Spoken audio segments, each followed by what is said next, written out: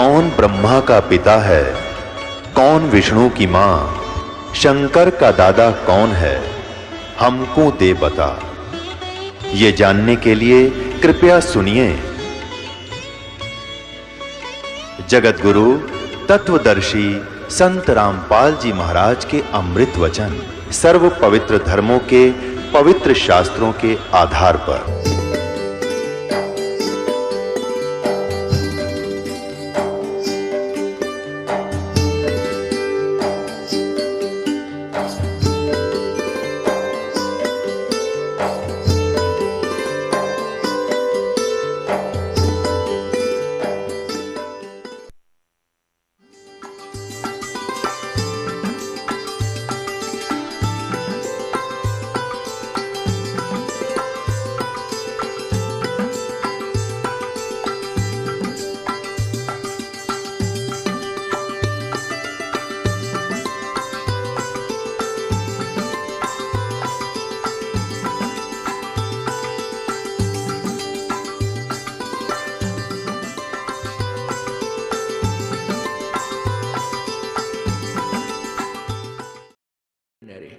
गीता जी अध्याय नंबर 15 के श्लोक नंबर 16 में कहा है कि इस संसार में दो पुरुष हैं जो वेल नोन है। इन दोनों इस श्लोक में दो भगवान प्रसिद्ध हैं, एक क्षर पुरुष एक अक्षर पुरुष। अक्षर पुरुष एक तो अक्षर पुरुष एक अक्षर पुरुष, यह शुद्ध हिंदी है। क्षर पुरुष हम सीधा बोल दें क्षर पुरुष। क्षर माने जिसका नाश हो, क्षर माने राख। क्षार का बिगड़ा हुआ, क्षर का अर्थ क्षार बन गया। क्षार माने राख, यानी जो नाशवान हो, अक्षर ब्रह्म। अक्षर पुरुष, क्षर पुरुष फिर अक्षर पुरुष, ये दो भगवान हैं। पर पुरुष माने प्रभु। और इनमें, इनके लोकों में जितने इनके अंतर्गत प्राणी हैं, शरीरधारी हैं, और ये सभी नाशवान हैं। जीवात्मा अमर है। जीवात्मा की मरती नहीं, कुत्ते की गधे की वो तो अलग है, लेकिन शरीर तो स्थूल शरीर है इनके, ये सब नाशवान है। ये भगवान भी नाशवान है। अक्षर पुरुष का अर्थ वैसे अविनाशी परमात्मा होता है। पुण्यात्माओं, आप मानव हो और अब ऐसा शिक्षित मानव है, इतना माइंडेड है कि कैसे कैसे इंस्ट्रूमेंट बना लिए, ये कंप्यूटर बना लिए, आसमान में इंटरनेट सेट कर लिए, पता नहीं क्यों क्यों खड़दू उतार दिए। यानी इतना बुद्धिमान है। तो आज इस ज्ञान को पुनर्समझना होगा अपने, परमात्मा वाली विज्ञान को। विज्ञान का अर्थ होता तत्व ज्ञान, विज्ञान यानी विशेष ज्ञान। विज्ञान, ज्ञान माने ज्ञान, सिंपल ज्ञान, और विज्ञान जो विशेष ज्ञान।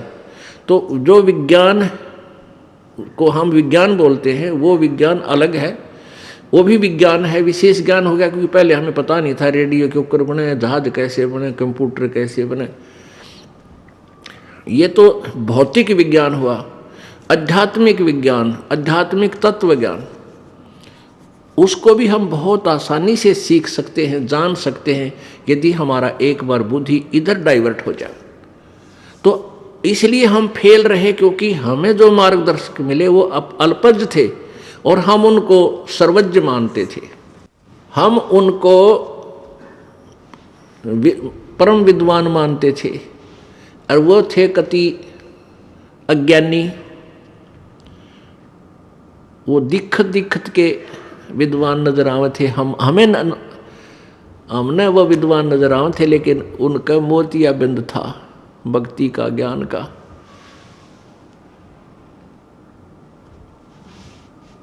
तो इस प्रकार हमने इस ज्ञान को गहराई से सोचना पड़ेगा, तब हम इस मार्ग पर चल पाएंगे। नहीं तो वैसे फिर हम केवल इसी उद्देश्य से आए हैं, हमारा संकट कट जा, हमारा नो सुख हो जा, बस इतना ही बहुत है। तो फिर वो तो होगा ही होगा। आपको बार बार यहाँ बुलाते हैं तो आपको परमात्मा एक दो सुख तो ऐसा दे देगा, आप सोच भी नहीं सकते। अपने कोटे तो देगा, क्योंकि आपके जब पुण्य समाप्त हो चुके हैं, जो दुखी आदमी आए हैं, तो फिर आपकी रुचि बनेगी, फिर आपको बार बार बुलाया जाता है, ताकि हम अपना असली उद्देश्य आपको बता सकें। हमारा ये आश्रम खोलने का, आपको यहाँ बुलाने का उद्देश्य क्या है, कि हम परमात्मा के ज्ञान से आपको परिपूर्ण कर दें। आप मार ना खाओ, एक आधा कोई कर्म की मार जो आती है वो बहुत भयंकर हो और हल्के में टल जावे, थोड़ा बहुत चोट फेट आ जाती है आपके, तो आप डगमग ना हो सको, क्योंकि फिर आपका ज्ञान आधार बन जाएगा कि भी और भगवान की तरह नहीं, ऐसी भक्ति कहीं पर नहीं है। तो फिर आप काल के हाथों नहीं आओगे, वहाँ तो आपको कोई सुख होना ही नहीं था, बिल्कुल ही नहीं होना था। आपके पुण्य चले इतने सुखी नजर आए, पाप शुरू हो गए, फिर बिरान माटी होगी, कोई समाधान नहीं, तड़प भुगत कर मरे जाते हो। यहाँ ऐसा नहीं होने देंगे प्रभु। तो प्रसंग तो चल रहा है कि वो अविनाशी जैसे अक्षर पुरुष है।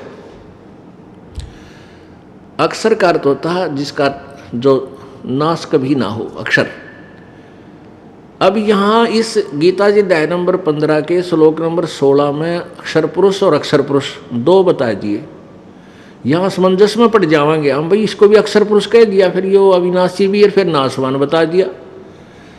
अब ये समझना है, जैसे एक तो प्याला होता चाय पीने का, ये कप सफ़ेद सा होता है, उसका तो हमें पता ही है, तो एक पर गिर गया परस पे, पक्के पे टुकड़े टुकड़े हो जाएगा। ये तो बिल्कुल नाशवान है, सीधा नाशवान, अंडरस्टूड है। और एक कप होता स्टील का। अब स्टील का उस मिट्टी वाले कप के कंपैरिजन में, तुलना में, वो चिरस्थायी है, वो चिरस्थायी है, लेकिन अविनाशी नहीं है। इसलिए ये इस तरह समझो कि वो जैसे स्टील के कप का नाश तो होगा, लेकिन समय बहुत लग जाएगा, काफ़ी वर्षों के बाद वो टूटे, उसको जंग लगेगा स्टील को, लोहे को, और फिर धीरे धीरे वो ख़त्म हो जाएगा। लेकिन बहुत उसकी तुलना में वो अविनाशी मान लिया, लेकिन वो वास्तव में अविनाशी नहीं है। अब जैसे सोना धातु है, उसका अस्तित्व समाप्त नहीं होता, उसको ना जर लगता, ना ख़त्म होता, ना काई लगती, वो नष्ट नहीं होता। तो ऐसा समझो। अब इस गीता जी अध्याय नंबर 15 के श्लोक नंबर 16 आपने सुन लिया। 17 में फिर बताया है कि उत्तम पुरुष तु अन्य परमात्मा इति उदाहरते। वास्तव में उत्तम माने श्रेष्ठ और पुरुष माने परमात्मा, वो तो अन्य है, अन्य ही है। कौन किन से अन्य है? जो 16वें श्लोक में जिनके विषय में बताया है। कौन कौन से? अक्षर पुरुष और अक्षर पुरुष। तो इन दोनों से कोई और है, परमात्मा इति उदाहरते, जिनको परमात्मा कहा जाता है, वो परमात्मा कहलाता है। अब फिर यहाँ समस्या आ जाएगी, भाई ये परमात्मा को, ब्रह्म को भी भगवान कहें, परमात्मा कहते हैं, और अक्षर पुरुष तो फिर आप पर भगवान हो गया। और फिर इसमें बता दिया कि यो जो इनसे अलग जो तीसरा है, वो वास्तव में परमात्मा है। अब परमात्मा की परिभाषा ही बताएंगे आपको। हमें अभी तक परमात्मा की परिभाषा का भी ज्ञान नहीं है। तो गीता जी अध्याय नंबर 15 के श्लोक 17 में कहा कि उत्तम पुरुष है तु अन्य परमात्मा इति उदाहरत है। और यह लोकतर्यम आविश्य विभर्ति अवैश्वर, वही तीनों लोकों में प्रवेश करके वो तीसरे नंबर का श्रेष्ठ परमात्मा, पुरुषोत्तम, उत्तम पुरुष कहो चाहे पुरुषोत्तम कहो, पुरुष उत्तम श्रेष्ठ प्रभु, वही तीनों लोकों में प्रवेश करके और सबका धारण पोषण करता है। और वो अवय ईश्वर है, वो है अविनाशी परमात्मा, वो है अविनाशी ईश्वर प्रभु, प्रभुओं का भी प्रभु, देवनपति देव। ईश्वर का अर्थ ये भी होता है देवनपति देव। लेकिन हाँ, ये ईश्वर फिर बीच में एक और अड़ गया, अक्षर पुरुष, ये परब्रह्म, इसलिए इनको डिफाइन करने के लिए परमेश्वर कहना पड़ा। अब तीन परमात्मा हो गए। एक क्षर पुरुष, ये ब्रह्म है, इसको अक्षर ब्रह्म भी बोलते हैं। अब दोनों पैरेलल सुनना, बुद्धिमान बच्चे हो, शिक्षित बालक हो, कोई बालक ऐसे नहीं है, आज से 100 साल पहले की जनता नहीं है। बहुत बुद्धिमान हो। आजकल के छोटे छोटे बालक इतनी मोटी मोटे जो है ना इंग्लिश की पुस्तकों को लागे पढ़ने, अच्छे सब्जेक्ट, बहुत अच्छा इंटेलिजेंट मानव हो गया, तो उस इंटेलिजेंसी का ईब लाभ मिलेगा। नहीं पेट के लिए तो चाहे कितना इंटेलिजेंट बन ले, चाहे कुछ भी कर ले, यही समाप्त हो जाएगी। वो इंटेलिजेंसी आगे काम ना दे, केवल रोजगार और पेट ही तक सीमित है। और अब ये इंटेलिजेंसी हमारे काम आएगी मोक्ष के लिए, और ऐसी परम वस्तु इससे हमें मिलेगी जिसकी खोज करते करते ऋषि लोग अपने शरीरों को गला गए, तप करके समाप्त कर गए। उनकी साधना ठीक नहीं थी, उनको ये मार्ग ना मिला। तो कहने का भाव यह है कि अब जैसे तीन परमात्मा हो गए, एक क्षर पुरुष, एक अक्षर पुरुष, और यो परम अक्षर पुरुष, एक क्षर पुरुष, अक्षर पुरुष और परम अक्षर पुरुष। क्षर ब्रह्म, क्षर ब्रह्म कहो, क्षर ब्रह्म और अक्षर ब्रह्म और परम अक्षर ब्रह्म। गीता जी अध्याय नंबर 8 के श्लोक नंबर 3 को डिफाइन करने के लिए परम अक्षर ब्रह्म क्यों कहा, इसलिए ये सारा विस्तार से विश्लेषण आपके सामने खोलना पड़ा। और पुण्यात्मा, आप कोई पहली क्लास का बच्चा है, कक्षा का, यानी आज नाम लेने आया है, या 1 महीने 2 महीने 6 महीने हुए हैं, ये तो प्रथम कक्षा के बच्चे हैं। और जिनको द्वितीय मंत्र मिल गया वो समझ लो मिडिल पास कर गए, मैट्रिक। और जिनको तीसरा मिल गया वो तो कंप्लीट, यानी उन्होंने अपनी शिक्षा लगभग पूरी कर ली, लेकिन ज्ञान फिर भी साथ रहेगा। तो ये ज्ञान हम सभी को आराम से समझना चाहिए, और इस ज्ञान को जब तक आधार हम नहीं बना पाएंगे, हम कभी भी विचलित हो सकते हैं। क्योंकि तीसरा नाम प्राप्त भी कुछ ऐसे प्राणी भक्त हैं जो ज्ञान से आंशिक परिचित हैं, इसलिए उनका आता रहना बहुत ज़रूरी है। रह रह कर ये ज्ञान नई उमंग देगा, आपको नया रास्ता देगा, और आपको एक प्रकार की ऐसा जो हलचल मचेगी कि सचमुच ये ज्ञान तो मैंने कभी सुना ही नहीं था। जबकि आप मान चुके होंगे कि हमने तो बहुत कुछ सुन लिया है, तकरीबन हम समझ चुके हैं। तो इसलिए रह रह कर इस परमेश्वर के ज्ञान को सुनते रहना चाहिए। और दूसरा कारण ये है कि जैसे हमने कपड़ा पहना है, नया कपड़ा पहना, मैला हो गया सारे दिन में, फिर शाम को अगले दिन धो लिया तो उज्जवल बना रहेगा।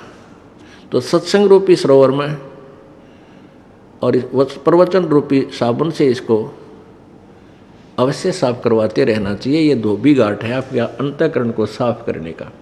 तो यहाँ आते रहिएगा, इससे भी बहुत लाभ होगा आपको। तो उनके लिए एक नया चांदना होगा, जो पहली बार आए हैं उनको ज्ञान समझ में आएगा धीरे धीरे। तो ये बार बार आपको इसका आवर्ती कराई जा रही है, बार बार आपको रिपीट कराया जा रहा है। आपके कुछ दिनों में आपके उंगलियां पा जाएगा ये तत्व ज्ञान। और फिर कोई और भी आपसे प्रश्न करेगा, आप आसानी से उनको समझा सकोगे, अपने बहन भाइयों को जो भ्रमित हैं, काल के जाल में फंसे हुए हैं। इसलिए आपको बार बार ये ज्ञान सुनाया जाता है, याद कराया जाता है। अब प्रश्न चल रहा है कि तीन परमात्मा है, एक क्षर पुरुष, इसको क्षर ब्रह्म भी कहें, अक्षर ब्रह्म। इसलिए परम अक्षर ब्रह्म कहना पड़ा गीता ज्ञान दाता ने, क्योंकि वो खुद क्षर ब्रह्म है। और परब्रह्म जो नेक्स्ट प्रभु है वो परब्रह्म है, वो अक्षर पुरुष कहलाता है, उसको अक्षर ब्रह्म भी बोलते हैं। लेकिन उसकी आयु इतनी लंबी है कि उसको वो चिरस्थायी है लेकिन अविनाशी नहीं है, इसलिए अक्षर पुरुष उसको भी कह दिया। अब फिर आगे बताया कि उत्तम पुरुष है तो अन्य, 15वें अध्याय के 17वें श्लोक में उसको डिफाइन किया है कि वास्तव में अविनाशी, क्योंकि अक्षर पुरुष का अर्थ अविनाशी हो गया अक्षर ब्रह्म। तो इसलिए डिफाइन करना पड़ा कि वो अक्षर पुरुष तो कोई और ही है, वो उत्तम पुरुष श्रेष्ठ परमात्मा कोई और है जिसको परमात्मा कहते हैं। और वही तीनों लोकों में प्रवेश करके यानी सबका धारण पोषण करता है।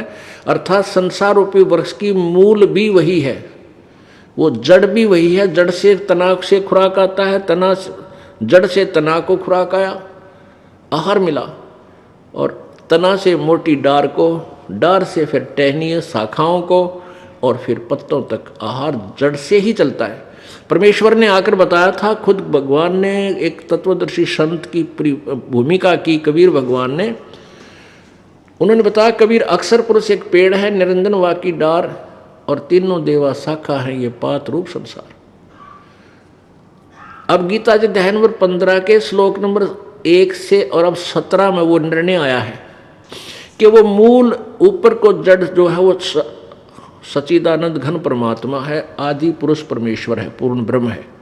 वो परम अक्षर ब्रह्म तो जड़ है, मूल है, और उसी जड़ से ही तीनों लोग, वही उसी से आहार सबको मिलता है। अक्षर पुरुष को यानी इस परब्रह्म को, और क्षर पुरुष यानी इस ज्योति निरंजन डार को, और तीनों गुण रजगुण ब्रह्मा सदगुण विष्णु तम गुण शिव जी रूपी शाखाओं को, और पात रूप संसार को। अब इसमें स्पष्ट कर दिया है कि ऊपर तो जड़ है वो पूर्ण परमात्मा, उसी से सब साधना करके अपने अपने जो है ना पुण्य को ग्रहण कर रहे हैं। परमात्मा कबीर जी ने गोरखनाथ जी से कहा था कि तेरा ज्योत स्वरूपी अलख निरंजन वो भी धरता ध्यान हमारा, वो भी हमारा ही ध्यान, हमारी ही पूजा करता है, और ताकि उससे फिर हम उसको उस भक्ति सत्र की जैसी वो साधना करता है उस सत्र का लाभ उसको देते हैं, वो फिर अपने 21 ब्रह्मांडों को चला रहा है। तो वो तीनों लोकों में प्रवेश करके कबीर भगवान पूर्ण ब्रह्म परम अक्षर ब्रह्म, वो तीनों लोकों में प्रवेश करके सबका धारण पोषण करता है। वो अविनाशी परमात्मा है। अब ये अविनाशी और ये जो अक्षर पुरुष, इसको अविनाशी क्यों कहा, अब इसके बारे में जानकारी प्राप्त करें।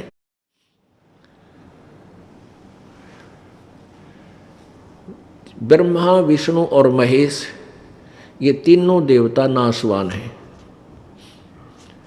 ये तो बहुत ही अल्प आयु के हैं। किसकी तुलना में?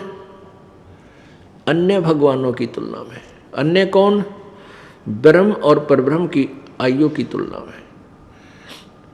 अब देखो पुण्यात्मा, हमारे ज्ञान में कितनी त्रुटि थी, कितना इनकम्प्लीट स्पिरिचुअल नॉलेज हमें प्राप्त था, कितना अधूरा आध्यात्मिक ज्ञान हमें प्राप्त था कि हम ब्रह्मा विष्णु महेश को अजरो अमर समझते थे, मानते थे, और हमारे जो हिंदू धर्म के गुरुदेव थे वो हमें इनके विषय में यही बताते थे कि ये अजरो अमर है, सर्वशक्तिमान है, सर्वेश्वर है, महेश्वर है, मृत्युंजय है, कालज्ञ है।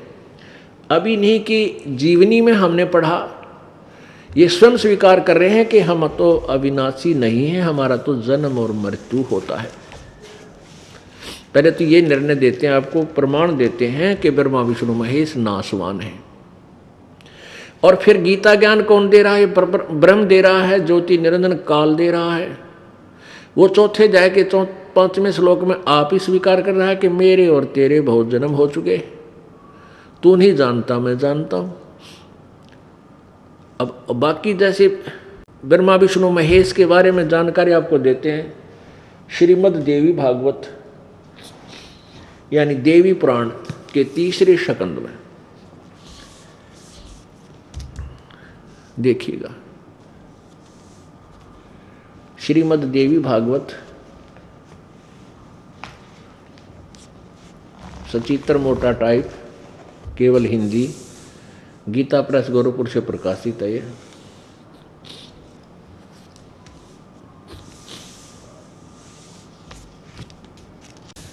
संक्षिप्त श्रीमद् देवी भागवत,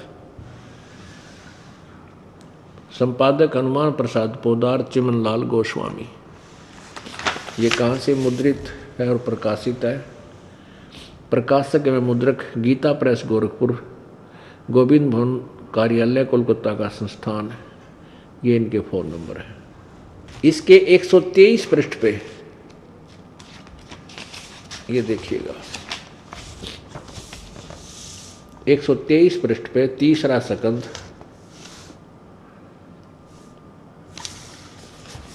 ये 3रा स्कंद।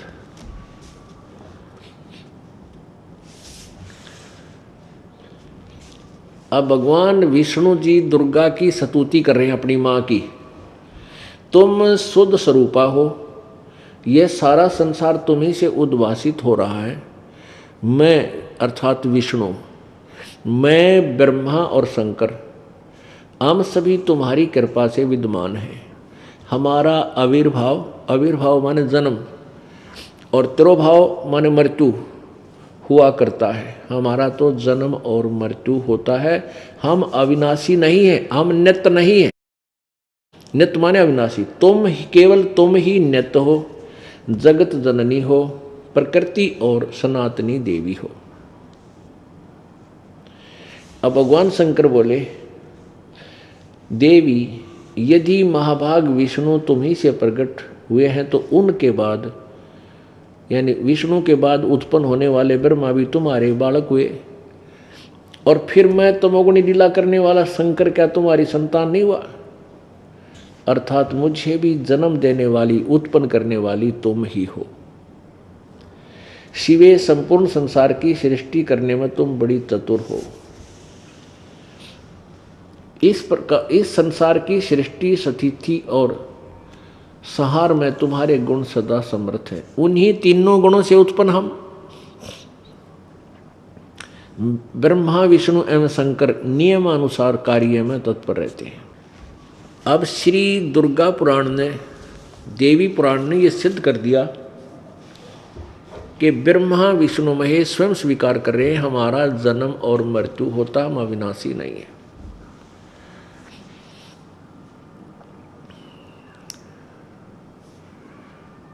और दूसरा ये सिद्ध कर दिया कि दुर्गा इनकी माता है, और ये तीनों ब्रह्मा, विष्णु, महेश इसके पुत्र हैं। और चौथा कंसेप्ट ये क्लियर हो गया कि रजगुण ब्रह्मा है, सतगुण विष्णु, तमगुण शिव जी, कि इन तीनों गुणों से उत्पन्न हम, ये तीनों गुणों से उत्पन्न है और तीनों गुणों युक्त है, एक एक गुण प्रत्येक में विद्यमान है। तो इसलिए रजगुण ब्रह्मा है, सतगुण विष्णु, तमगुण शिव जी है। तो इसे सिद्ध हो गया ब्रह्मा, विष्णु, महेश नाशवान है। इनकी आयु का क्या कैसे गणना होती है? जैसे ब्रह्मा जी की आयु बताते हैं 100 वर्ष है। इनके वर्ष कैसे बनते हैं? जैसे 1008 चतुर्युग का ब्रह्मा जी का एक दिन होता है और इतनी ही रात्रि।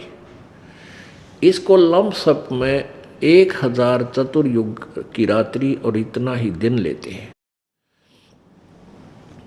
तो 2000 चतुर्युग की दिन और रात होगी, और 30 दिन रात का एक महीना होता है, 12 महीने का एक वर्ष,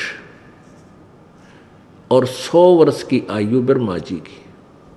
ब्रह्मा जी के 50 वर्ष पूरे हो चुके हैं। इस तरह के 51वां वर्ष चल रहा है, उत्तरार्ध चल रहा है इनका। पूरा पूर्व आर्ध खत्म हो चुका है, यानी पहले का आधा खत्म हो गया है, पीछे का आधा अब स्टार्ट हुआ है।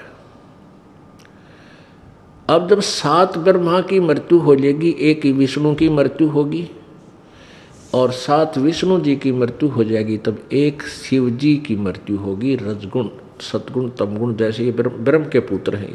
तो जब 70,000 त्रिलोकीय शिव मर लेंगे, इस तरह जब 70,000 बार यो शिव मर जाएगा, यो शंकर महेश मर लेगा, उसके बाद ब्रह्मलोक में जो यो काल रहता है, ये वहाँ 3 रूप धारण करके रहता है। इसी प्रकार एक रूप में ये विष्णु रूप धारण कर लेता है, और फिर ब्रह्मा रूप धारण करता है, फिर विष्णु रूप धारण करता है, फिर ये शिव रूप धारण भी वही किए हुए। तो इस प्रकार जो शिव रूप में ये वहाँ ब्रह्मलोक में है,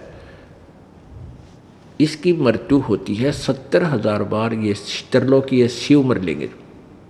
तो यूं एक युग हो गया। अब मोटा सा ध्यान रखना, ऐसे जो 70,000 बार जब त्रिलोकीय शिव मर लेगा, यूं एक युग हो गया। किसका? परब्रह्म का, अक्षर पुरुष का। अब ध्यान से सुनना, ये काल तो बीच में अड़ंगा डावेगा क्यों, इसकी पोल खुल रहा है। आप अपना ध्यान से सुनो, ये बहुत ही इंपॉर्टेंट चैप्टर चल रहा है। अब ये एक युग हो गया, 70,000 बार जब शिव मर लेगा, एक काल मरेगा, और इसको परमात्मा ने ऐसी आशीर्वाद दे रखा है। फिर यू एज इट इज, युवा शरीर धारण करेगा दूसरे ब्रह्मांड में, एक ब्रह्मांड का नाश हो जाएगा, 21 ब्रह्मांड है इसके पास, और ये सभी प्राणी भी नष्ट हो जाएंगे, स्थूल शरीर नाश हो जाएंगे, इनका सूक्ष्म शरीर सहित ये दूसरे लोक में ले जाएगा।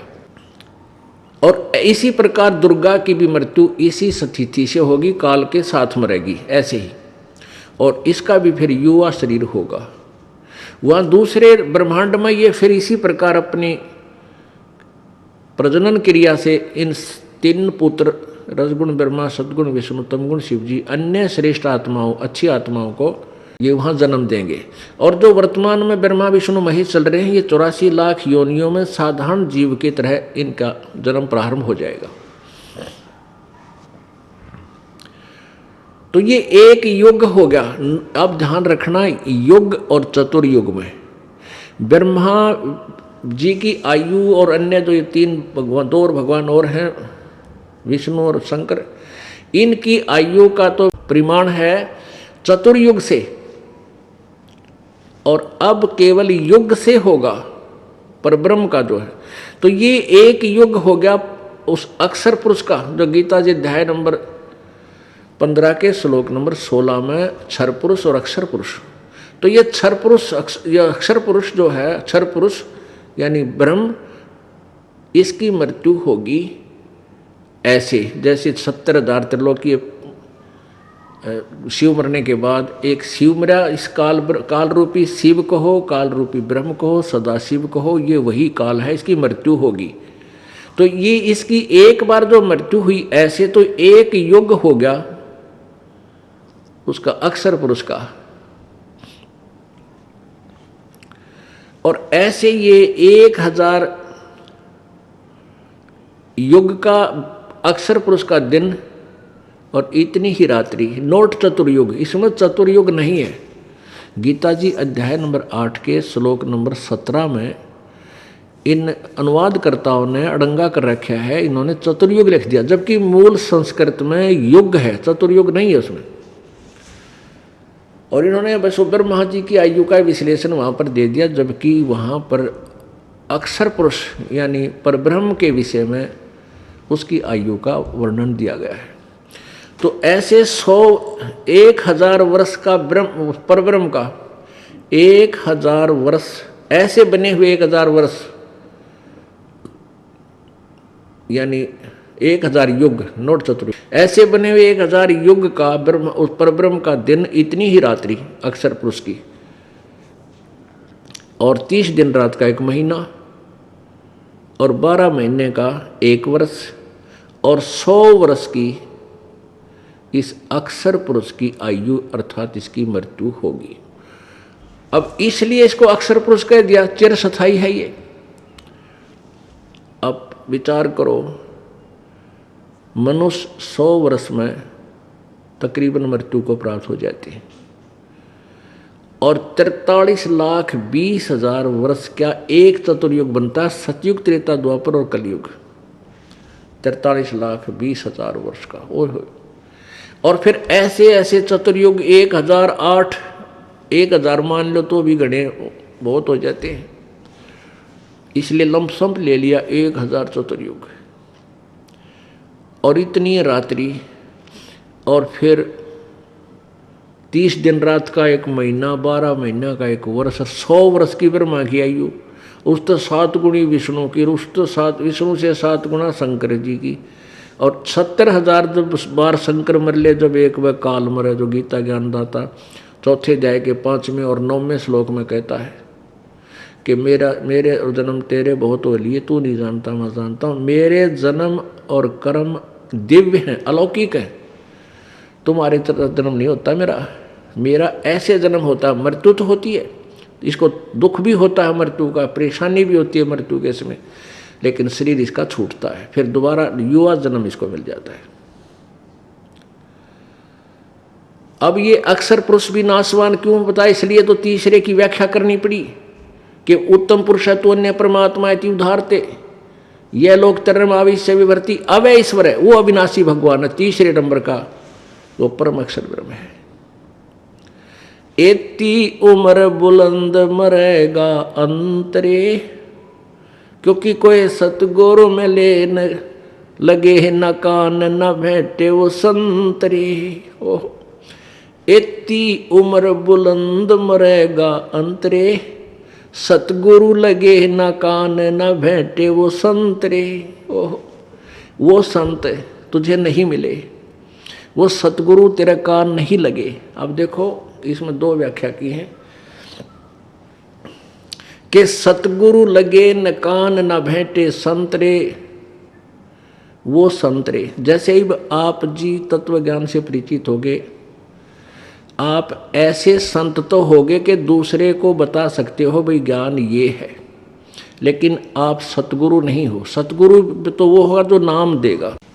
तो कहते हैं सतगुरु लगे न कान न भेंटे संतरे, क्योंकि आप जी के संपर्क में पुण्यात्मा आवेगी अब, क्योंकि आप भक्त बन गए, संत बन गए, और आप ज्ञान समझाओगे। यही जो दास आपको फीड कर रहा है, फिर आपसे संपर्क में आके फिर सतगुरु के पास आएंगे, नाम लेंगे, कल्याण होगा। तो कहते हैं इतनी लंबी उम्र भी जो अन्य पूजाएं तुम करते हो, कहते हैं इंद्र कुबेर ईश की पदवी, और ब्रह्मा वरुण धर्मराया विष्णुनाथ के पुर को जाके फिर भी जन्म मृत्यु में आया। यानी ब्रह्मा विष्णु महेश की पदवी पाकर भी इतनी, क्योंकि अच्छी साधना करने से इतनी लंबी उम्र मिलती है और देव पद प्राप्त होता है। जो तुमने ब्रह्म सत्र की अन्य साधनाएं की है, फिर भी मोक्ष नहीं हुआ। इतनी उम्र बुलंद मरेगा अंतरे, क्योंकि तू साधना ठीक नहीं कर रहा है तो जैसे वेदों अनुसार कर रहे हो, तो ये भी पूर्ण मोक्ष नहीं है। क्योंकि वेद ज्ञान दाता यजुर्वेद अध्याय नंबर 40 के श्लोक नंबर 10 से 13 में इनमें किसी अन्य और ज्ञान के विषय में बता रहा है जो तत्वदर्शी संत ही बताएंगे उस परमेश्वर के बारे में, उनसे सुनो। तो अपने विषय में 40 में यजुर्वेद के 40वें अध्याय में के श्लोक नंबर 15 में, मंत्र नंबर 15 में कहा कि ओम कर्तु समर कलवे समर और कर्तुम समर। ओम नाम का जाप काम करते करते स्मरण करो, विशेष कसक के साथ स्मरण करो, और अपना मनुष्य जीवन का प्रथम कर्तव्य जानकर, परम कर्तव्य जानकर इसका श्रवण करो।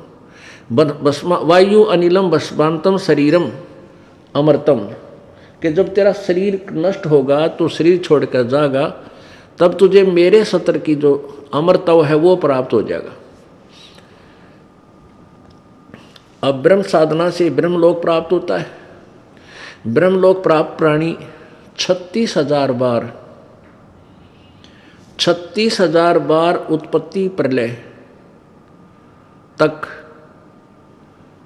ब्रह्मलोक में रह जाते हैं। यानी ब्रह्मा की एक आयु तक वो ब्रह्मलोक में रह जाते हैं, लेकिन फिर अपने पुण्य समाप्त करके फिर ऐसे ही पशु योनियों से उसका जीवन प्रारंभ हो जाता है।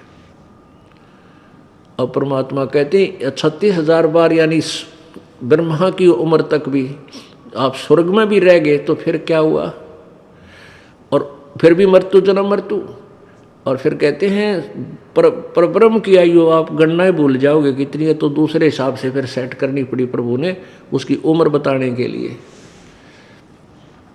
तो इतनी उम्र बुलंद मरेगा अंतरे, क्योंकि सतगुरु लगे न कान न भेंटे वो संतरे, कि तुझे वो तत्व ज्ञान से परिचित संत नहीं मिले और सतगुरु नहीं मिला तेरे को, इसलिए तेरी ब्राह्मण माटी आज तक विद्यमान है। अपने आत्माओं, हमने परमात्मा प्राप्ति करनी है। मनुष्य जीवन का मूल उद्देश्य प्रभु पाना ही है। यदि हम इसके हटकर कोई भी कार्य करते हैं, वो तो पशु भी कर रहे हैं, पक्षी भी कर रहे हैं,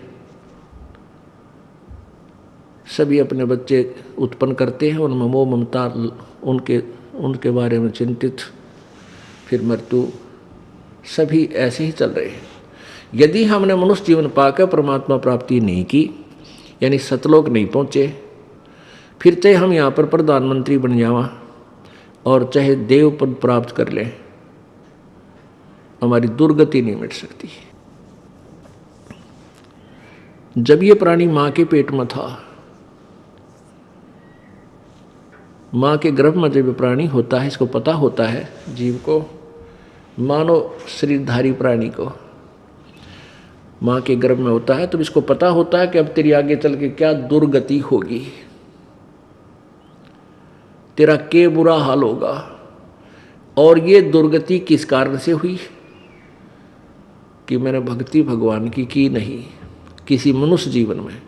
तो अब वो बार बार कहता है परमात्मा मैं आपकी भक्ति करूँगा, एक बार इस नरक से मुझे बाहर कर दे भगवान, मैं तुझे कभी नहीं भूलूंगा। अब मुझे सब पता चल गया मैं ऐसे क्यों दुखी हुआ। और फिर जब ये बच्चा बाहर आ जाता है, बाहर आते ही ये 3 इंजेक्शन लगा दिए जाते हैं काल द्वारा। रजगुण ब्रह्मा, सतगुण विष्णु, तमगुण शिव जी, इन तीनों अपने पुत्रों को एक एक गुण से युक्त कर रखा है और इनके अंदर से निकल रहा प्रभाव ऑटोमेटिकली प्रत्येक प्राणी पर प्रभावित कर रहा है, सब पे इफेक्टिव है। अब जैसे ब्रह्मा विष्णु महेश कहीं भी रहें, उनसे निकल रहा गुण प्रत्येक प्राणी को जो है ना प्रभावित कर रहा है। अब जैसे ब्रह्मा विष्णु महेश अपने लोकों में रहते हैं, इनके अलग अलग राजधानियां हैं। ब्रह्मा लोक अलग है, विष्णु जी का लोक अलग है, शिव जी का लोक अलग है। स्थान, लोक माने स्थान, देश। अब जैसे एक मकान में रसोई होती है, किचन, भोजनालय, और उसमें मिर्चों का छोंक लगता है, मिर्च डाल दी छोंक में, तो वो वहाँ से उसका जो प्रभाव है छोंक का, उस मिर्चों का प्रभाव ने जाकर उस मकान के अन्य कक्षों में बैठे हुए व्यक्तियों को भी प्रभावित किया, उनको छींकें आने लगी। जबकि मूल वस्तु रसोई में है, उससे निकला हुआ गुण कहाँ पहुँच गया, वहाँ जाकर प्रभावित किया। ऐसे ही ब्रह्मा विष्णु महेश अपने मूल स्थान, अपने राजधानियों में रहते हैं और उनसे निकल रहे ये गुण आप जी को, तीनों लोकों के प्राणियों को, जैसे पाताल लोक, पृथ्वी लोक और स्वर्ग लोक के प्राणियों को प्रभावित कर रहे हैं। तो जो ही ये बालक माँ के पेट से बाहर आता है, इसको इन तीनों गुणों के ऑटोमेटिक इंजेक्शन लग जाते हैं, ये अचेत हो जाता है, इसको कुछ याद नहीं रहता। फिर इसको नए सिरे से यहाँ का ज्ञान कराया जाता है। ये तेरा बाप पिता है, ये तेरी माँ है, ये तेरा भाई, ये बहन, ये चाचा ताऊ चाची मामा फूफी, ये सब उसको नए सिरे से फिर क ख ग ग ABC, ये नए सिरे से इसमें फीड की जाती है। और फिर ये कहता है जब ये शरीर छोड़कर जाता है तो परमात्मा के दरबार में जब इससे अकाउंट लिया जाता है तो ये क्या कहता है, भगवान मेरे को पता नहीं लगा, मुझे ज्ञान नहीं हुआ कि मुझे क्या करना चाहिए था, भक्ति करनी चाहिए थी या नहीं थी। तो परमात्मा उलाहने में नहीं रहते, परमात्मा ये भी कसर नहीं छोड़ते। प्रत्येक गांव में, प्रत्येक नगर में, पूरी पृथ्वी पर कोई भी प्राणी ऐसा नहीं जो इस बात से अपरिचित हो भगवान की भक्ति करनी चाहिए, परमात्मा ने याद करो। यानी किसी ना किसी के मुख से उसने अवश्य कहवाया वह भगवान की भक्ति करनी चाहिए, परमात्मा ने याद करवाई। कोई गलती करता है, पाप कर रहा है, भाई भगवान से डर, मालिक ने याद करे। यानी इस तरह की प्रेरणा प्रत्येक प्राणी तक मालिक ने पहुंचा रखी होती है। फिर दूसरा ये होता है, जैसे आप जी गए हुए हो, आप प्रत्येक भाई को, बहन को, मित्र को, सहेली को, कोई रिलेटिव है, संबंधी, उनसे अवश्य ये चर्चा करते हो कि भगवान की भक्ति करो और भक्ति का मार्ग ये है, वो भक्ति का साधना ठीक नहीं है। तो भले ही वो नहीं मान रहे हैं तो उनका दुर्भाग्य है। जब वो सच्चे दरबार में जाकर खड़े होंगे उनका कोई पुण्य उनके साथ होगा नहीं, क्योंकि भक्ति शास्त्र विरुद्ध है। गीता जी अध्याय नंबर 16 के श्लोक नंबर 23 में कहा कि अर्जुन, शास्त्र विधि को त्याग कर जो मनमाना आचरण करते हैं, मनमाने आचरण का अर्थ है जो अपनी मर्जी से लोक वेद के आधार पर, सुनी सुनाई कथाओं के आधार पर, ज्ञान के आधार से पूजाएं करते हैं, वो मनमाना आचरण कहलाता है, जो वेदों और गीता में वर्णित नहीं है। जो शास्त्र विधि को त्याग कर मनमाना आचरण करते हैं उनकी ना तो कोई सिद्धि होती है, ना उनकी गति होती है, ना कोई सुख होता है, यूजलेस। तो जो साधना आप कर रहे थे वो तो उनके पास साथ भक्ति धन हुआ नहीं और पापों की गठड़ी बंध गई पूरी। पाप बहुत इकट्ठे कर लिए, क्योंकि पाप तो जन्म में बिना गिनती के होते हैं और पुण्य करने के लिए विशेष व्यवस्था करनी पड़ती है, गुरु बनाना पड़े। फिर जैसे गुरु जी बताओ वैसे साधना, पूर्ण गुरु, नकली गुरुओं से पूजा नहीं, ना उनकी कोई द्वारा बताएगी साधना से लाभ होने वाला। तो ऐसे पूरा गुरु मिले, फिर आप सच्ची लगन से सच्चे तरीके से लगे तब पुण्य बने। तो पुण्य तक कोई उनका बना नहीं, पाप की गठड़ी बंद गई। फिर वहां जा खड़ा हुआ धर्मराज के दरबार में। अब वहां ये एक बहाना बनाता है कि भगवान मुझे किसी ने बताया कोई नहीं, भक्ति कर ले। तब इसका फिल्म चलाता है परमात्मा, ये सब आप जो भी बातें जिसके साथ कर रहे हो, वैसे कोई गुप्त का गलती कर रहा है तो वो भी फिल्म बनकर भगवान के दरबार में पहुंच जाती है और एक आपके अंतःकरण में, आपके कंप्यूटर में ऑटोमेटिकली फीड हो जाती है।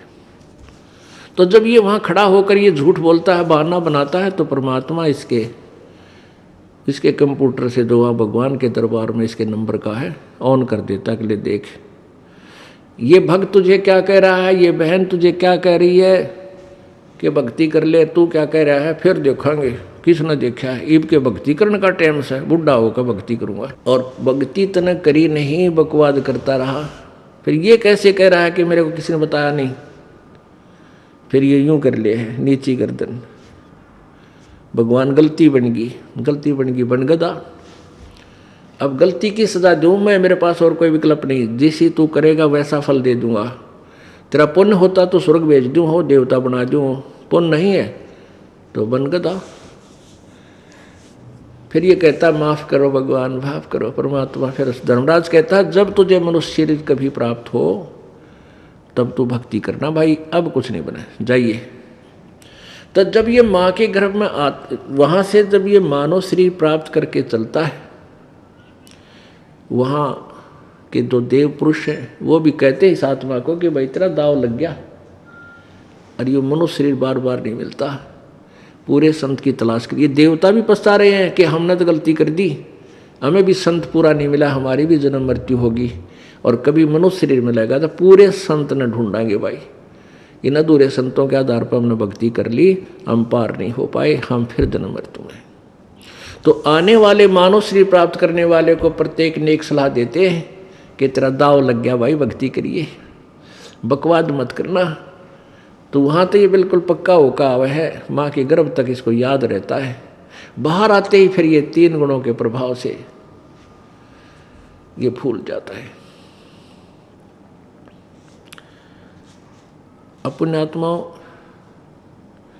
परमात्मा फिर दयालु हैं, पता है कि काल ने जुल्म कर रखा है, ये इन प्राणियों को मिसगाइडेड रखता है, इनको भ्रमित रखता है, झूठे संत भेज करके अपनी महिमा अपने तक महिमा करवा लेता है, या फिर झूठे ज्ञान के आधार पर सतपुरुष की महिमा, जैसे दूसरे नकली पंथ हैं सतलोक और सतपुरुष के बारे में कहते हैं सतलोक चलो, और वहाँ कहते हैं सतपुरुष तो है ही नहीं, वो तो प्रकाश ही प्रकाश है, चेतन ही चेतन है। वहाँ तो सतपुरुष में जाकर ऐसे लीन हो जाएगी आत्मा जैसे समुद्र में बूंद हो जाती है।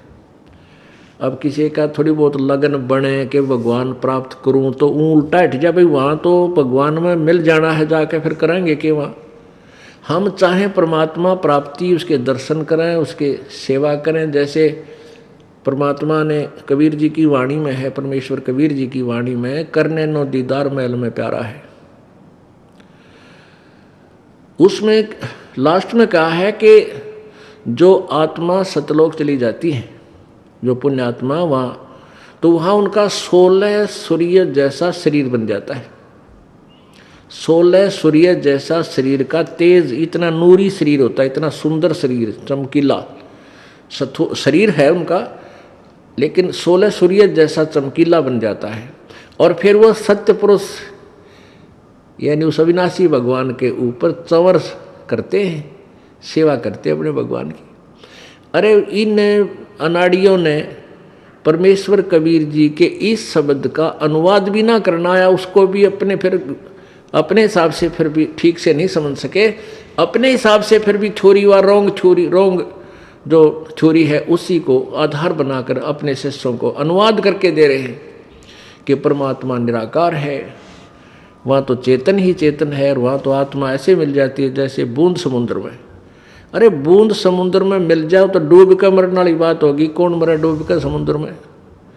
हम चाहें प्रभु को, भगवान के दर्शन कराया करेंगे, वहाँ रहेंगे ठाठ से, और वहाँ समाप्ति हो जाए ना, वो तो फिर अस्तित्व यहाँ मिट्टी में, ये चतुर शरीर यहाँ भी मिल जाएगा आपकी तरफ से, तो समाप्त हुए। तो कहने का भाव ये है कि ये जो सतलोक की महिमा गाते हैं ये काल के दूत, इनको सतलोक की महिमा का ज्ञान नहीं, ना उनके पास वो मंत्र, कोई 5 नाम देता है, कोई 3 नाम देता है। वो 3 नाम कौन से हैं? अकाल मूर्त, सतपुरुष, शब्द स्वरूपी राम। लेकिन ये पंथ निकला उसी पंथ से है, राधा स्वामी पंथ से ही। वो 5 नाम देते हैं राधा स्वामी वाले, ओंकार, रंकार, ज्योति, निरंजन, सतनाम, सोहम और सतनाम, और तरह के जो सतनाम कोई जाप ही नहीं है। तो ये महिमा गाते हैं सत्यलोक की, और इनके पास भक्ति को ना नरकलोक की भी, वो भी नरक नारायण बनेगा इनके लिए, क्योंकि जो साधना वेदों और गीता जी तथा उस 5वें वेद में कबीर जी की वाणी में, सतपुरुष की वाणी में लिखी है, वो जिसके पास नहीं है वो साधना व्यर्थ है उनकी। तो जब तक हमें सत साधना नहीं मिलती, हम शास्त्र विधि को त्याग कर मनमाना आचरण जो कर रहे हैं, तो वो व्यर्थ है उनकी साधना। अब जैसे प्रसंग चला था कि कोई भी संत या साधु है, भक्त है, पंथ है, उसने जो ज्ञान अपने शिष्यों को बताया उसका आधार क्या है। अब हमने तो आधार बताया है कि हमारा आधार है 4 वेद, गीता जी, और 5वां वेद सूक्ष्म वेद जो परम पिता परमात्मा कबीर जी द्वारा बताया हुआ, ये हमारा आधार है। और गीता जी जैसे अध्याय नंबर 8 के श्लोक नंबर 1 में परम अक्षर ब्रह्म के बारे में बताया कि कोई परम अक्षर ब्रह्म है। 18वें अध्याय के 62वें श्लोक में कहा कि तू सर्वभाव से उसी की शरण में जा जो गीता ज्ञानदाता से अन्य है, उसकी कृपा से तू परम शांति यानी शाश्वत स्थान को, सतलोक को, सनातन परम धाम को प्राप्त होगा, तेरी फिर जन्म मृत्यु कभी नहीं होगी। अपने बारे में गीता ज्ञानदाता कह रहा है 4 अध्याय के 5वें श्लोक में, तेरे और मेरे बहुत जन्म हो चुके, तू नहीं जानता मैं जानता हूँ। 9वें अध्याय में 4 अध्याय के 9वें श्लोक में कहा कि मेरे जन्म और कर्म दिव्य हैं। इससे सिद्ध है कि गीता ज्ञानदाता भी अविनाशी नहीं है। और वो अपना मंत्र बता रहा है ब्रह्म के, मेरा 8वें अध्याय के 13वें श्लोक में, कि मेरा ओम एक अक्षर मंत्र है। 8वें अध्याय के 5, 6 और 7, 8, 9, 10 इन 6 श्लोकों में ये स्पष्ट हो गया 2 भगवानों की भक्ति न्यारी न्यारी। गीता ज्ञानदाता 8वें अध्याय के 5वें श्लोक में कहता है कि जो तू मेरी भक्ति कर और मुझे ही प्राप्त होगा। 8वें अध्याय के 6ठे श्लोक में कहा कि ये नियम है अर्जुन, अंत समय में जो जिस भी भाव में भावित रहता है, जो ब्रह्म की साधना है, मेरी साधना करता है, मेरे भाव में, मेरे ही गुणों से परिचित है, मेरे में आसक्त है, तो मुझे प्राप्त होगा। और जो किसी अन्य देव या किसी भी देवता में या पूर्ण परमात्मा में भावित है तो उसके पास चला जाएगा, उसी को प्राप्त होता है। यानी ये नियम है अंतिम श्वास तक जिसमें जो आस्था रखता है उसी को प्राप्त होता है। 8वें अध्याय के 7वें श्लोक में गीता ज्ञानदाता कहता है कि तू मेरी भक्ति भी कर और युद्ध भी कर तो मुझे प्राप्त होगा, डोंट वरी, तो मुझे प्राप्त होगा। बस यहाँ तक तो चैप्टर समाप्त हो गया। गीता ज्ञानदाता ने जो अपने बारे में बता रहा है, मेरा ओम मंत्र है, 8वें अध्याय में 13वें श्लोक में कहा। अब 8वें अध्याय के 8, 9, 10 3 श्लोकों में उस परम अक्षर ब्रह्म के विषय में बताया गया कि उसकी साधना करेगा तो उसको प्राप्त होगा, उसी के पास चला जाएगा। उस परमात्मा की साधना कौन क्या है उसके बारे में गीता ज्ञानदाता कहता है 4 अध्याय के 34वें श्लोक में और 32वें श्लोक में कि उस परमेश्वर के बारे में विस्तार से, उस परमेश्वर की अमर वाणी में सच्चिदानंद घन की वाणी में विस्तार से लिखा गया है, और उसके बारे में तत्वदर्शी संत बताएंगे। उनकी तलाश कर, उनसे प्रसन्न कर, फिर वो तत्वदर्शी संत आपको जो मार्ग बतावे वो साधना कर। यानी तत्वदर्शी संत, एक तो संत, एक तत्वदर्शी संत सदगुरु को ही कहते हैं। संत तो भक्त भी होते हैं जिनको ज्ञान हो गया, उनको भी साधु संत यानी अच्छी आत्माएं, श्रेष्ठ ऋषि कहो संत कहो। और तत्वदर्शी संत सतगुरु ही होते हैं, जो एक बार पृथ्वी पर एक ही होता है। तो पुण्यात्मा अब उसके बारे में बताया कि उस परम अक्षर ब्रह्म की साधना वो तत्वदर्शी संत बताएंगे, उनकी खोज कर। उसके संकेत भी किया है 17वें अध्याय के 23वें श्लोक में गीता जी में, कि उस पूर्ण परमात्मा सच्चिदानंद घन की साधना ओम तत्सत इति निर्देश ब्रह्मण त्रिविध समर्थ है। उस पूर्ण परमात्मा सच्चिदानंद घन की साधना का ओम तत्सत ये कंप्लीट मंत्र है उस पूर्ण परमात्मा की, और वो 3 प्रकार से ही पूजा, तीन मंत्र का जाप है और 3 प्रकार से ही उसकी विधि है स्मरण करने की। तो वो गीता ज्ञानदाता ने को नहीं पता, क्योंकि तत् और सत ये गुप्त मंत्र है। तत् ये परब्रह्म का अक्षर पुरुष का जाप है, और मंत्र है वो ये दास बताएगा। और ये तत् मंत्र यानी वो सांकेतिक मंत्र और ओम मंत्र, ये 2 अक्षर का मिलकर, दोनों अक्षर मिलकर के ये एक सतनाम बन जाता है। इनकी 2 विधि से सिमरण का तरीका है। और तीसरा जो सत है वो सार नाम होता है, वो परम अक्षर ब्रह्म का मंत्र है। तो ये बताया कि उस परमेश्वर के पाने का ओम तत्सत इति निर्देश है ब्रह्मण, सच्चिदानंद घन परमात्मा ब्रह्मण माने उसके सच्चिदानंद घन ब्रह्म का ये ओम तत्सत, ये 3 मंत्र का जाप है सुमरण करने का, और यही मोक्ष मार्ग है। तो पुण्यात्मा जो प्रसंग यहाँ से शुरू हुआ था कि हम जो साधना कर रहे हैं,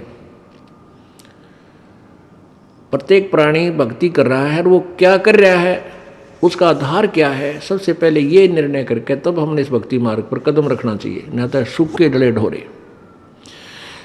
तो जिन संतों को हम संत समझते थे वो संत नहीं थे, जिन विद्वानों को हम विद्वान समझते थे विद्वान नहीं थे, क्योंकि वेदों और गीता और पुराणों को वो समझ नहीं सके। उनके विषय में बताया है, मोती मुक्ता दर्शत नाही ये जग है सब अंदरे, दिखत के तो नैन चश्म इनका फिरा मोतिया बंदरे। ये संत और भगत विशेष वेशभूषा बनकर, कोई लाल कपड़े पहनकर, कोई दाढ़ी मूछ रखा के, कोई गोटम गोट मुंड मुंडा के, ये दिखत है विद्वान और संस्कृत बोलने धारावाहिक। तो ये ऐसे दिखाई देते हैं जैसे बड़े विद्वान हो, पर इनको कह खै का भी पता नहीं भक्ति मार्ग का। तो उसके विषय बताया है कि मोती मुक्ता दर्शत नाई, मुक्ति रूपी मोती यानी भक्ति का यथार्थ मोक्ष, पूर्ण मोक्ष मार्ग का यथार्थ भक्ति मार्ग सदग्रंथों में वर्णित है। इनका समझ में नहीं आया, इनको दिखता नहीं, तो ये आंख नहीं है, ये विद्वान नहीं है, इनका मोतियाबिंद हो चुका है। जिसको मोतियाबिंद हो जाता है वो आंखें स्वस्थ नजर आती हैं, पर उसको दिखता कति नहीं। तो ये विद्वान लगे थे, लेकिन इनके अज्ञान का मोतियाबिंद हो रहा था, कुछ नहीं दिखाई देता। मोती मुक्ता दर्शत नाही ये जग है सब अंदरे, दिखत के तो नैन चश्म इनका फिरा मोतिया बिंदरे। ये संसार समझदा नाही कहंदा श्याम दोपहरे नू, गरीबदास ये वक्त जात है रोओगे इस पैरे नू। ये संसार समझदा नाही और कहंदा श्याम दोपहरे नू, इस काल के लोक में अग्नि में जल रहे हैं, इतने दुखी हैं, कोई भी सुखी नहीं प्राणी, ब्रह्मा विष्णु महेश तक महादुखी है, और इसी को ये सुख मान बैठे। कहते हैं ये संसार समझदा नाई कहंदा श्याम दोपहरे नु। जून का महीना और ये हरियाणा राजस्थान यूपी पंजाब का क्षेत्र, रात दिन के दोपहर माने बिल्कुल 4 पहर का दिन होता है, शिखर में सूर्य हो उसको दोपहर बोलते हैं। और वहाँ कोई पड़ा है शराब पी कर नशे भांग के में, उसको कोई कहे कि चल भाई तुझे उठाऊं, इधर वृक्ष के नीचे लेट जा, तू जल रहा है, तुझे बहुत गर्मी लग रही है, और वो शराब के नशे में नाड़ी क्या कहते हैं, मौज हो रही है, जेड़ा मत बड़ा ठंड आ रही है। अब वो नशे में बोल रहा है, वास्तव में उसका पसीने आ रहे, झाग आ रहे मुँह में, और पड़ा बुरी तरह माए मुँह तेरा बेटी का बाप अरण्यों का है नौजरी है। तो सबकी बिरानवाटी इस काल लोक में 21 ब्रह्मांड में आग लगी है और कृत्रिमबाजी सब बैठ गई है, भगवान कह रहे। अब कोर्ट में आदमी जा है, घी बंदी होती है उसकी, हाय क्या होगा, गवाह कर दे, ऐसे गवाही आ जा, आज वकील नहीं आया, फलाना नहीं आया है, तो और वहाँ भी कोई मित्र मिलता है। अब कोर्ट में कोई मित्र मिलता है या कोई रिश्तेदार रिलेटिव आ जाता है, हमारी एक आदत बन रही है, एंड शेक करेंगे, और क्या हाल है, मौज माच रही है, ठीक है, सब मौज है। अरे कोर्ट में मौज का के मेरे दोनों दुखी जा रहे, और फिर कोई मौज हो रही है, यानी मौज कहने तक सीमित है। हमने मौज का भी राय कोई ना, वो कौन सी है। तो यहाँ परमात्मा कहते हैं ये संसार समझदा नहीं, कहंदा शाम दोपहरे नू, गलत साधना करके तुम यहीं फंसे रह जाओगे इस काल के जाल में। और गरीबदास ये वक्त जात है, रोवोगे इस पैरे नो, इस मनुष्य शरीर के समय को रोया करोगे, फिर बाद में कुछ नहीं बनेगा। इसलिए सत्साधना करो और परम संत की खोज करो। बोलो सतगुरुदेव।